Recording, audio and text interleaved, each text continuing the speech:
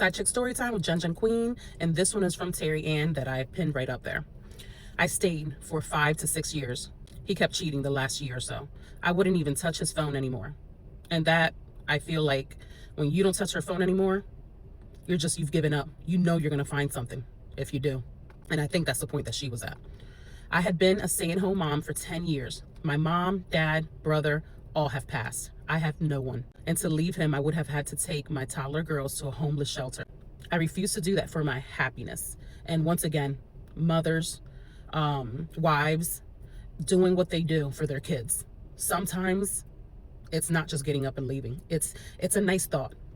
It's easy to give that advice. As soon as something isn't right, as soon as he's cheating, as soon as he's mistreating you, get out of there.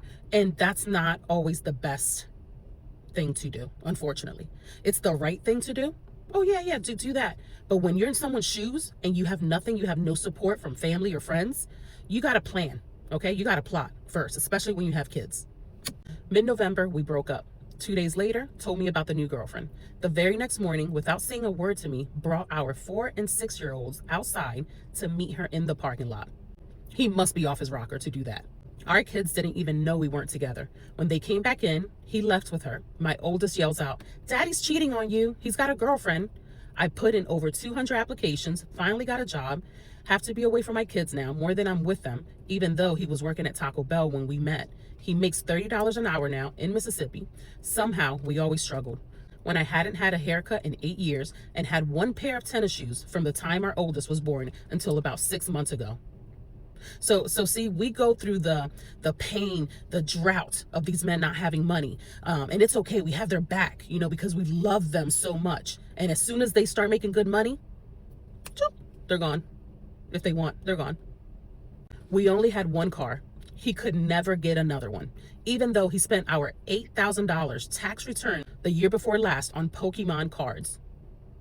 That's unacceptable.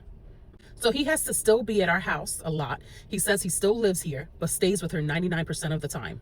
Yeah, because he's with her and then with you, making sure nobody else has access to you, no other man, that you don't possibly move on and actually be happy with anybody else. He has to come here so I can go to work and drop off the kids. I was a single married mom since our youngest was a newborn and our oldest was 1. He never has given them a bath, never brushed their hair, teeth, cooked a meal. Still to this day, doesn't know how to buckle our oldest in her car seat because he's never left the house alone with them. I begged him for years to be a part of our family, and that's all I needed from him. He always said if I slept with him more, everything would be better, and that's a damn lie. You can sleep with that man every single damn day. When they're gonna cheat, they're gonna get up and cheat. I could never talk to my body into wanting to sleep with someone, a stranger, that spoke 10 words a week to me, that was letting me drown, and I couldn't trust as far as I could throw him. Yeah, your body will definitely tell you if you feel safe with your man, if you want to sleep with him. It's easy. As long as they're doing the right things, making you feel safe, communicating with you, it's a no-brainer. It's not a problem. You want to, your body wants to, your brain wants to. But when something is off, it's just your body shuts down. And then they want to blame you, of course. I made myself once or twice a month, but I had to make myself. And now, here we are. Yeah, and that's the worst feeling. One of the worst feelings in the world is to make yourself have to sleep with that man. And even though she said it was once or twice a month, that's 1 or 2 times a month, way too much. She did say she was a stay-at-home mom. And for all you stay-at-home moms, I think it's great that you get that opportunity to stay at home, but there's certain things that need to be put in place. And just to mention one of them is you getting a bank account. As soon as that man says or makes you a stay-at-home mom and you're home with the kids because daycare is just too much, obviously, if it's more than 1 child with daycare, going to work is just not worth it, right? So you want to stay home with your kids, spend time with your kids, and that's perfectly fine. That's a great thing. But the main thing you need to focus on for stay-at-home moms is please get a bank account. And you sit down with your man, with your husband, and discuss with him how much is going into that bank account every paycheck that he gets paid. And I don't care how tight the bills are. If they're extremely tight, the minimum, $10, $20, every paycheck goes into that account that you just have for backup. Not for backup if he fucks up, supposedly, but just for backup. You have to have something in case of emergency. He could be in a car accident and you need to be able to get to the money. You need to be able to get money for gas, to get to him, to get to the hospital, to feed your kids while he's in the hospital. Just an example.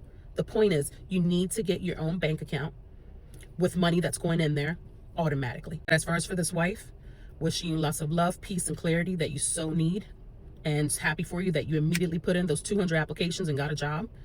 And to the side chick, which I'm sure she knew about you, may she never have peace with a married man or a taken man, and may she never have peace in her life again until she asks for forgiveness.